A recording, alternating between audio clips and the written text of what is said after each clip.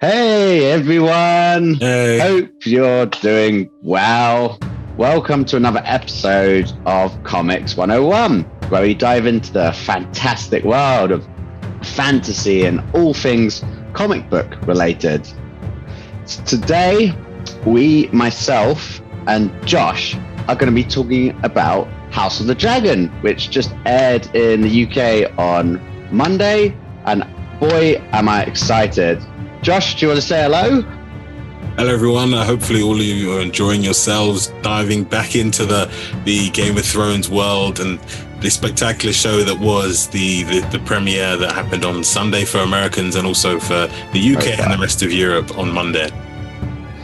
Yeah, I know. It's been a long time coming. We've been waiting for this for a long time.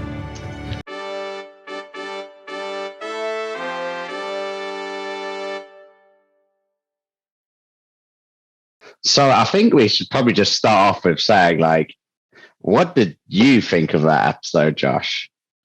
I think it was a really good start. It was a lot quicker paced than it was for Game of Thrones. It was a bit slow. Yeah. But I think from the offset, they were like, okay, then we know people probably know bits of the history because they've probably read some of the books that George R. Martin has put out. And I think because it's they're not sure how long they want to drag it out because it's like everything is set in stone about the TV series. So they could make it 3 TV series. They can make it 2 seasons. They could make it 1 straight season. So it's like, I hope we're going to put a small premise at the beginning, but then it's going to be constant information left, right, and center. And I really enjoyed it because it wasn't like a continuation, but it did still have the vibes of it's a Game of Thrones show. And I think it still had the connection, even with the theme tune they chose to play. Yeah, the theme tune was heavily linked to the Game of Thrones theme tune was to show that this is a continuation. This isn't something separate or something completely apart from it, which is nice. Yeah, I so feel that, and there were so many call outs to fans in it, when Rhaenyra says Dracarys. You also get the mention of A Song of Fire and Ice, I've read Fire and Blood, George R. R. Martin's spin-off book, and in that it did not mention that how the Targaryens visioned the White Walkers coming down from the north and pillaging everyone, and that there must be a Targaryen on the throne and there must be dragons.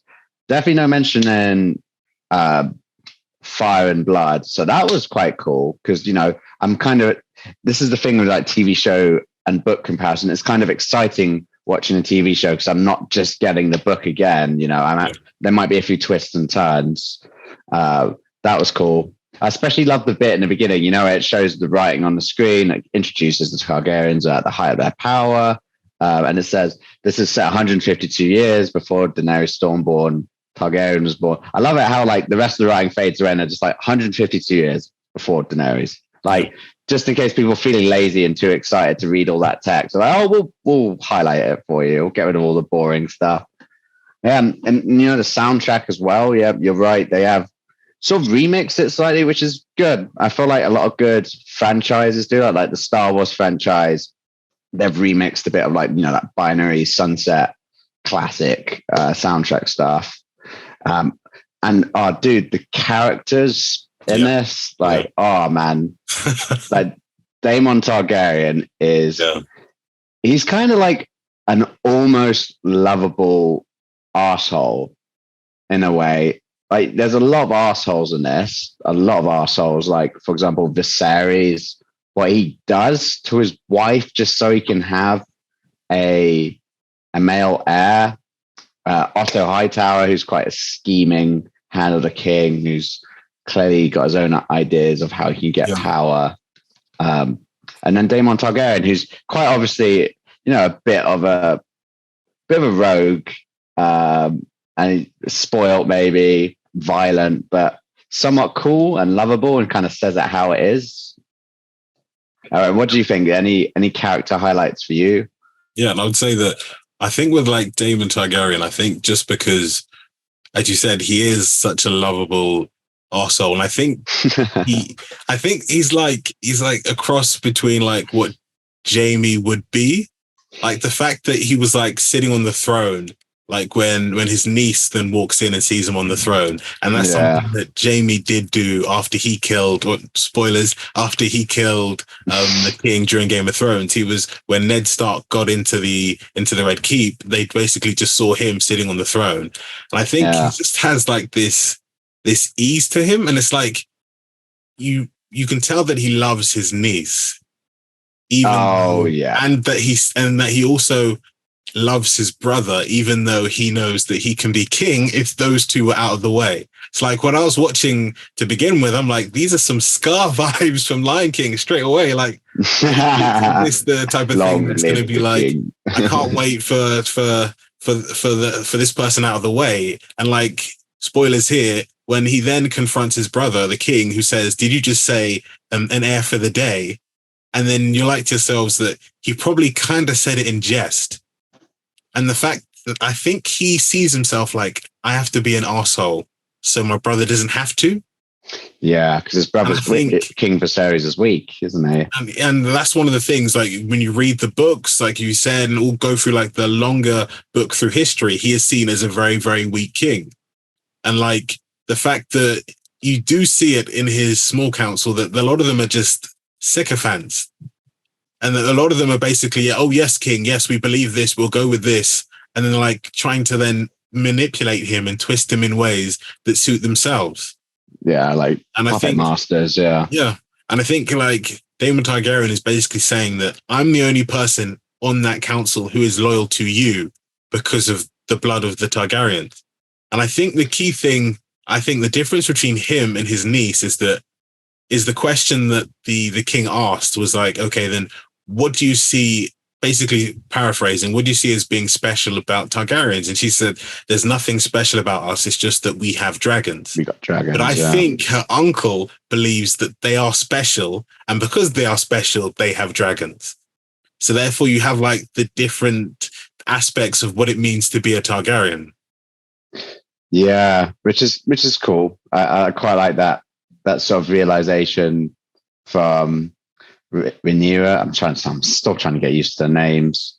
Yeah, and there's a really good sort of quote in it from Otto Hightower. You know, when they're discussing whether Daemon. So it's just after Viserys' wife dies, or basically he kills her. Pretty much, you could argue he kills her. And his son is trueborn heir. And then they had that council meeting, and Otto Hightower's like, "We must discuss your succession." And like there's a really good quote in it. It's like, he's like, someone's like, "God forbid something happens to you, my king, by accident or by design." He's like, "What? You think my brother's going to kill me and take my crown?" And it's like, "My brother's not ambitious, blah, blah, blah." And then Otto Hightower, this is the quote that really sunk into me, is like, "God is yet to make a man that has no ambition." Yeah. Yeah, he said for absolute power. That was it. Power. Yeah, that is a quote and a half. Yeah, that was a good like Machiavelli style quote. Like, I don't know much about this Otto Hightower guy. Seems like a bigger arsehole than Daemon, to be honest. But like, that was a pretty good quote. I'll give him some respect for that one. Yeah. And like, I've been like, you know, when you read the book and you read like, because you've read the book completely and I've read parts of it, you then start to see like from the first episode, oh, okay, so that's happened because he's trying to manipulate the king in this certain way. Or you see that the potential steps towards the later bits in the book. And like, if we were to discuss it here, that it would then probably spoil the series for some, but you kind of see that everyone in the TV series kind of has like a dark side. And I think that's one of the things that I think that George R.R. Martin likes to do, is that characters who are at their best, who are so good, still have bad moments, and characters who are bad still have good moments. Like you saw with Cersei when you saw with Cersei when she was talking about her miscarriage when she was queen and Robert was one of Robert's children. And then you also kind of like see it with when you learn about like Tywin Lannister and his history and the fact that he had to like pull and grab all of his realm of back from his father, who basically lost it because he was a gambler and was a womanizer and a drunkard. So I think it's the key thing that I do love about Game of Thrones that we've discussed before. It's like no one is 100% white and no one's 100% black. It's all gray, but there's variations of gray. Like you even saw it like in the last series of Game of Thrones with like Daenerys Targaryen, how for so long everyone was like, "Oh my days, she's such a wonderful person." But then when you see what she did, and then you then track back her actions through the series, you kind of see how it all led to what happened at the ending of season 8. And I think that's one of the things that you do see from the TV series, especially from the first episode, like with the jousting scene. You'll also realize that this is supposed to be some kind of like fun. And I think the way that they always portray jousting in like films is like, oh, it's a jolly old thing for old chaps. It's like polo of the modern era. But then you look at it and you're like, no, it's basically similar. Violent as hell. It's like literally people get hurt, mate. Like, yeah. And like you remember, even didn't someone get killed? I think in Game of Thrones, when they were doing the joust to celebrate the king, I think the new hand of the king, someone actually gets killed because they're, I think. You're talking about in Game of Thrones or House of the Dragon? Oh, Game of Thrones. I think, in Game of Thrones. Someone does that get spike killed. Through the jaw. Yeah. And I was just thinking to myself that it's always portrayed like some nice knightly competition where gentlemen sit together and then they compete. But in fact, it's basically modern day UFC, potentially even worse. Well, yeah, thank God in UFC we don't watch men beat themselves to death, or women beat themselves to death. Thank God. But like, I've got to admit, they hit all the Game of Thrones buttons instantly in this first episode. Violence, sex, more sex. Don't know about incest. Actually, well, to be fair, I mean, there is incest in it. It's just very like, it's just we're so desensitized to it at this point, aren't we? Because, for example, the king's married to his sister. Yeah, exactly. And it's like, oh yeah, but we they don't even mention. They don't even like point it out. They don't even point it out, do they? I don't think there's a single. It's obviously his sister, but I don't actually think they say that in the show that he's married to his sister. Correct me if I'm wrong. Maybe one of our hundreds and billions of audience members can correct me, but. Yeah, it's so decent. I love it how it's just not even bothering to mention the incest thing anymore. But I do see a bit of sexual tension between Daemon and Rhaenyra Targaryen. Like when he's putting that necklace on her, felt that like simmering, ooh, incest. Definitely. Also, potentially, me and some friends were watching this, and we felt there was a very strong sexual vibe between Rhaenyra and Alicent Hightower. Something about like in the beginning, like she comes flying out, comes off the dragon back, goes up to Alicent's like, Alicent's like, oh, do you have a good ride? She's like, soon one day the dragon will be big enough for two. And Alicent's like, I'm quite content being a spectator. But just something about that scene, like sexual tension. Yeah, I don't know. Maybe I'm just over analyzing it. Yeah, and I think even like I forgot what her name is. If you can comment in the comment section who her name is. The Targaryen who was up for the crown. Oh yeah. But then was then passed over. Well. I think also like she probably also will play an important part as well. And like I think one of the things they did show was that they had all of the key people who were involved all in that same episode, which I think is really nice, because then you can then branch off from there and say, okay, then this is the direction this person's going to take. This is the direction that person's going to take. And you can see their loyalties as well. Like, for example, I can't remember her name, the queen who that never was, her husband, Corlys Velaryon. Like, he is such a badass in the books. He's so cool. Yeah.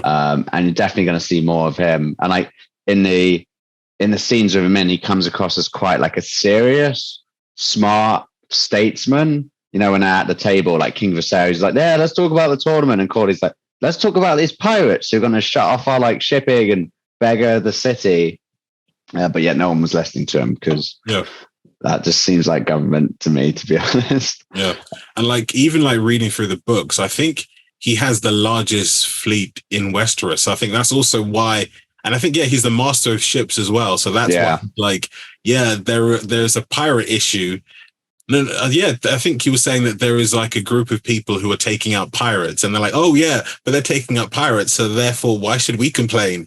And then crab feeder. Then if someone unifies and then starts taking out pirates, they could monopolize the narrow sea, and then like, no, let's focus on the tourney because the king's son's going to be born, and this tourney's going to be able to show the realm how great the Targaryens are. Yeah, exactly. Like something that clearly is very important. Yeah, that needs to be taken care of. But people are like, oh no, bread and games way more important. And by the way, I thought the dialogue, the script writing seems pretty on point. Like for example, like in College of Valyrians, like this guy's taking over.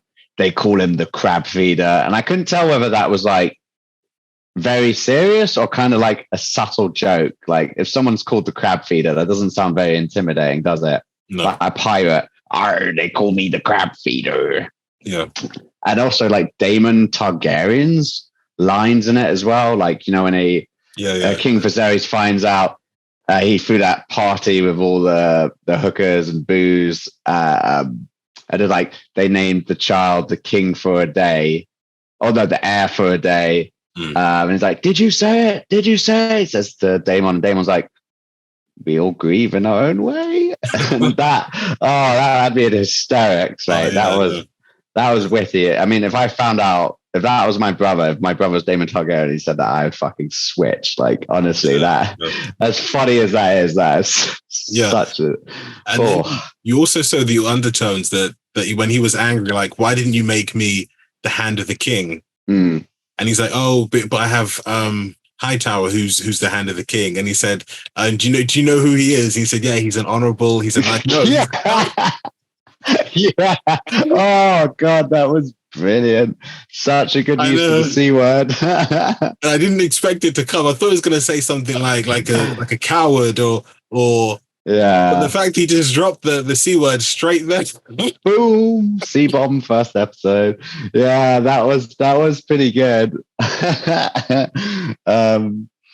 Yeah, I guess it kind of like reflects something about Game of Thrones as well, because like compared to Lord of the Rings, you don't really hear any cursing in it, or if it's a curse, it's like in keeping with the theme and the fantasy era. Whilst in Game of Thrones, they literally just drop the C word and say all the other swear words, which I think kind of gives it a bit more of like a realistic tone to it, despite it being full of dragons and stuff. And you know what? Well, we're not supposed to be talking about it, but next week you've got the Lord of the Rings spin-off coming out. So, man, all the nerds are like spoiled for choice over the next 2 weeks. Like, I'm gonna be just hibernating in my bedroom, just watching endless fantasy. Like, it's great.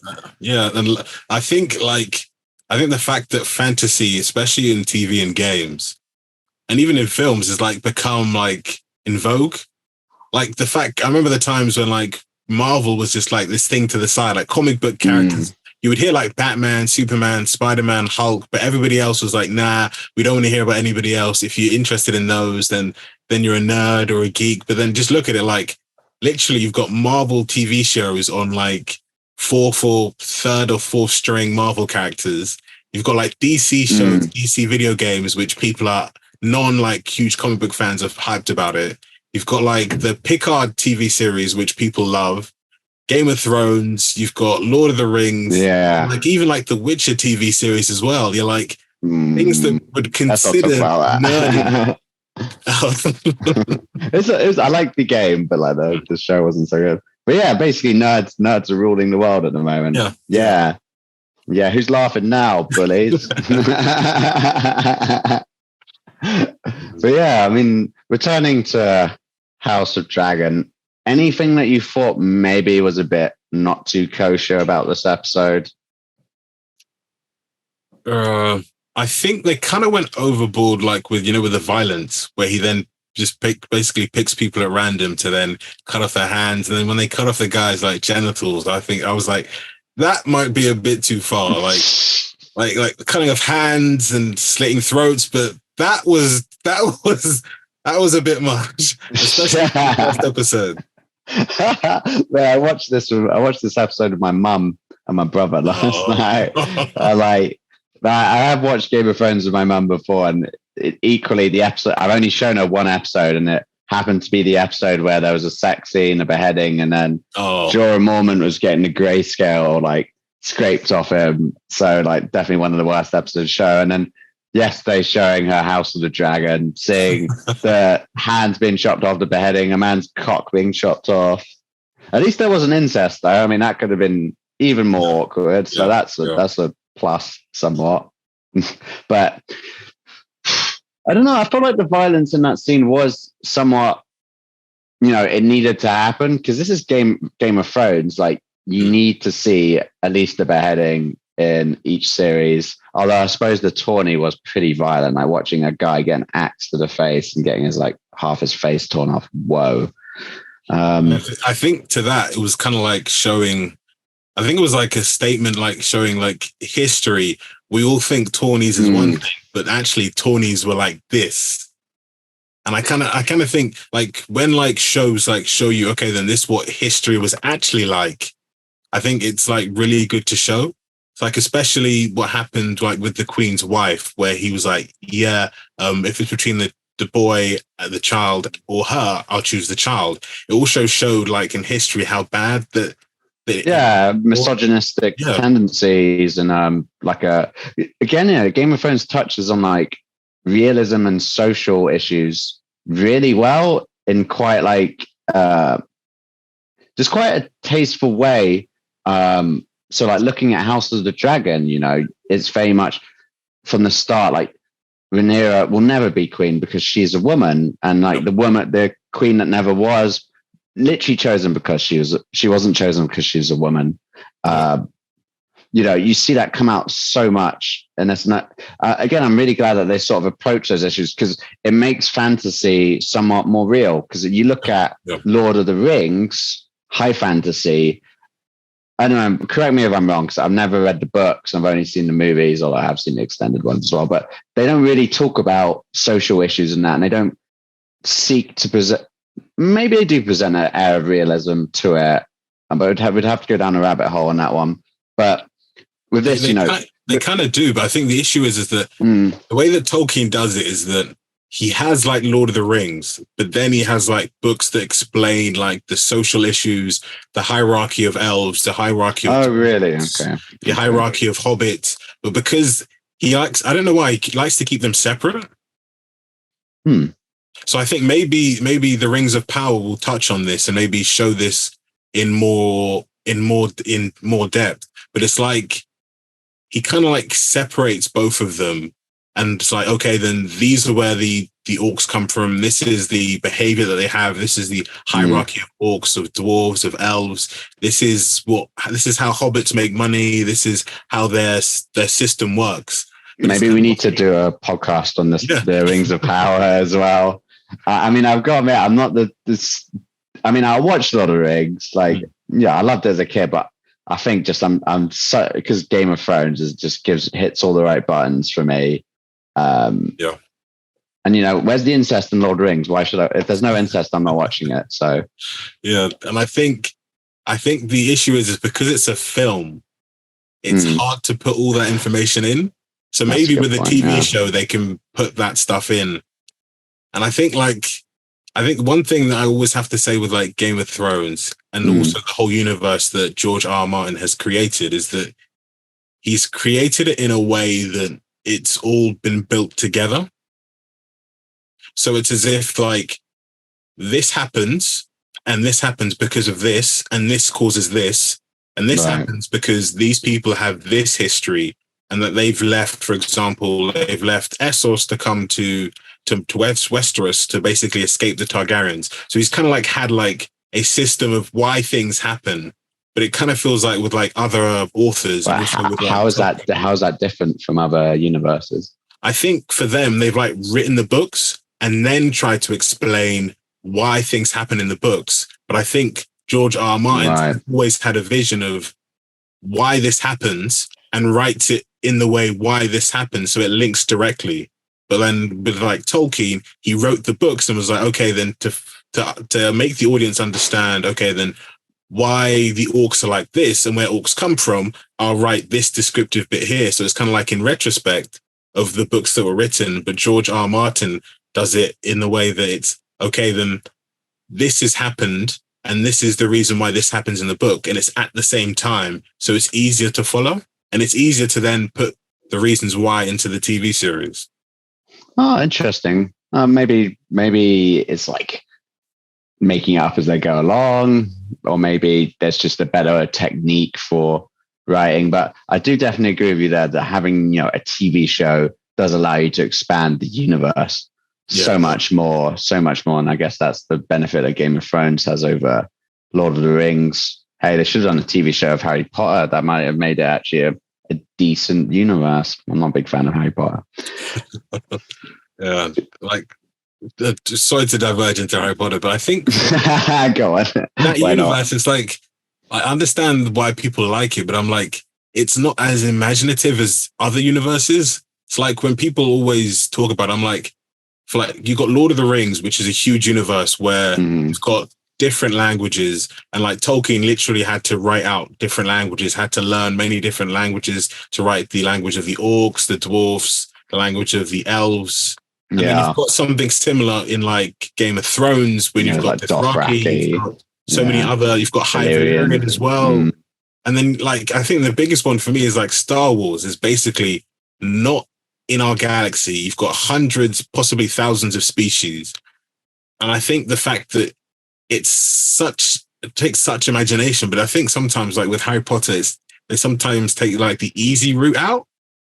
Oh, come on. What about Parseltongue, bro? Like, come on, Parseltongue. I mean, I guess they haven't. I don't know if J.K. Rowling made a whole language for that. I don't know, maybe, but I guess when you go to the effort of making it, I don't know how an author has the time or money to create a whole language for a whole universe. Like, for example, Klingon in Star Trek. Like, how useful is that? That language is not going to be useful outside of the TV show, apart from at like games conventions and stuff, or games nights, or just when you're quoting to your mates. Like, and again, I love it with George R. R. Martin because he has little funny things about these languages. Like in Dothraki, there's no word for thank you. Like, and that's after that wedding or a big fight. And, I'd be very keen to see the universe a bit more expanded in House of the Dragon. Like, if there's something I want to see in the upcoming episodes, I want to see what's outside King's Landing. Because, correct me if I'm wrong, I feel like this was all done in King's Landing, maybe apart from that Tawny scene, but this entire episode was in King's Landing, wasn't it? I'd love to see what's going on in the north, even though I could probably guess it from the books, because they mention, what's his name, Cregan Stark. What a name, honestly, Cregan. Be keen to see what goes on there. What would you like to see in the next episode?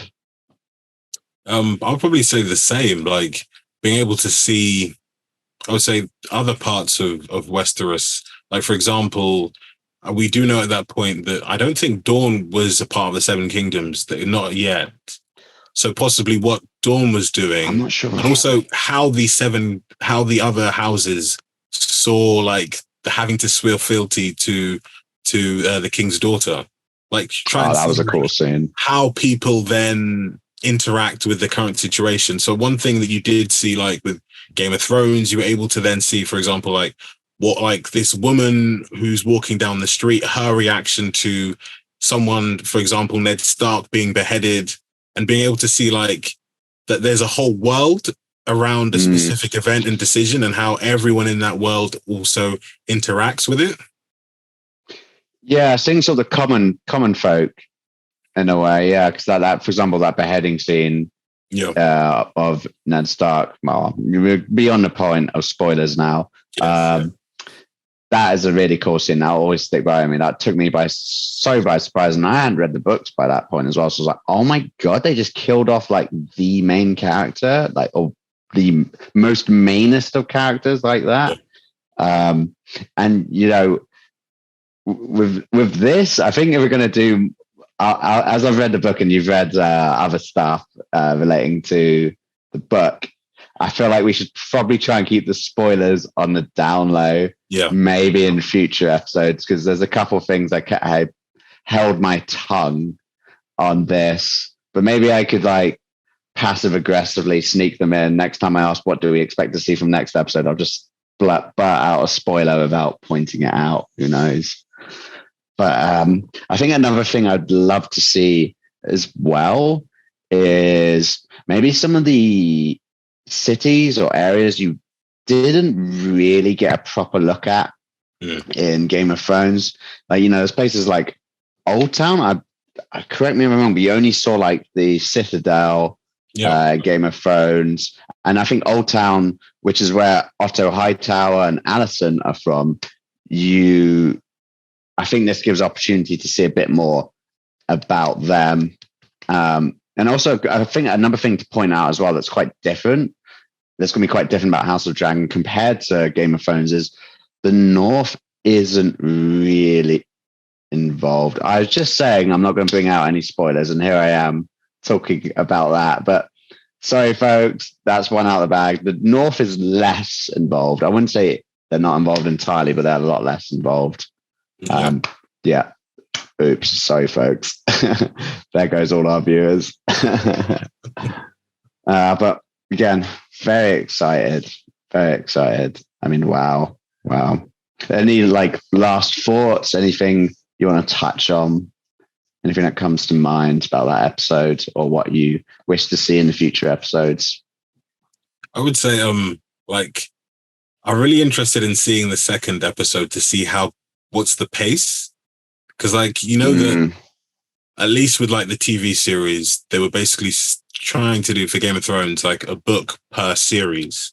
Mm-hmm. But then because this isn't like a distinct book, it's like, how fast are they going to move within the lore about the Targaryens of this period? Are they going to move? I'm not going to say any spoilers here. Are they going to move pretty quickly to further major events, which are really big? Or are they going to stay and just keep a steady pace and then move on to like the bigger events later, maybe in series 2 or series 3, or potentially later on? So I think one of the things I would like to see in like the second episode is like, what is the pace of this TV series? Yeah. And also potentially, what are the stuff that they're going to bring into the TV series, which weren't really mentioned in the books, because they want to then fill the space and not rush to just key events that took place, but also want to build a bit of the world itself as well. Universe. Yeah, that would be interesting, because the book. So the book Fire and Blood. This House of the Dragon is only a section in it. Like it's like kind of like the last, like the last quarter of the book, because this is it. This is the dance, the Dance of Dragons. This big event that's coming with all these dragons. Again, I was very careful to word that there, so it's not spoiler. But this is only a section of the book, so I wonder if, and I saw some rumors online that they've got 3 or 4 seasons in mind for this. So I feel like they're just going to focus on that last quarter of the book and that story within that. Mm-hmm. Possibly they could do some flashback scenes, like Corlys Valyrian. He, again, what badass.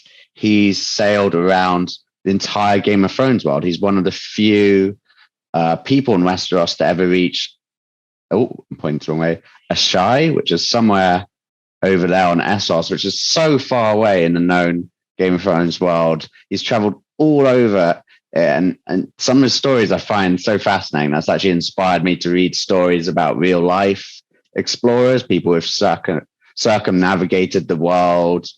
Really like fascinating stuff, and I hope they can expand on that a bit with some character development. Because if they're doing 3 or 4 seasons for 1 quarter of a book, whilst the Game of Thrones series was 1 book roughly per season, hopefully that gives them plenty of time to give some character development, etc.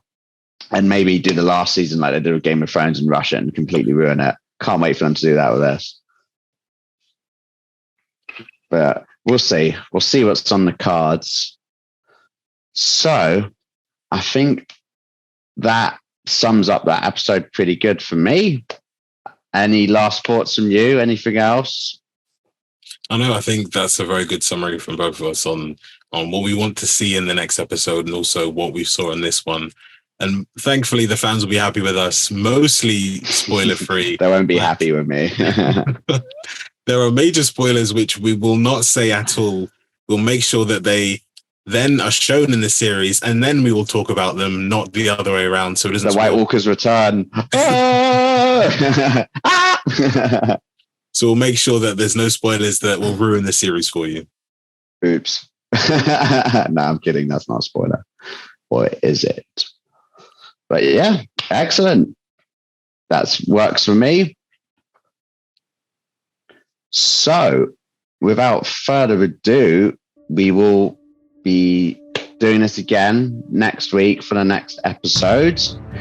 And I want to say a huge, huge thank you to a wonderful audience for listening, and to you, Josh. Thank you. I can definitely say that I'm absolutely jubilant about this new series. It's now Reign of the Nerds because we've got the Lord of the Rings one coming out as well. And there's just so much ahead. And as a member of our audience, if you want to hear our full episode, make sure you subscribe to our Patreon page. The link you'll find below in the description. Say if this is YouTube, you can find it there. If you want to hear more from us, the Two Maesters, then make sure you subscribe to the channel or follow us on the podcast on whatever listening platform you're using.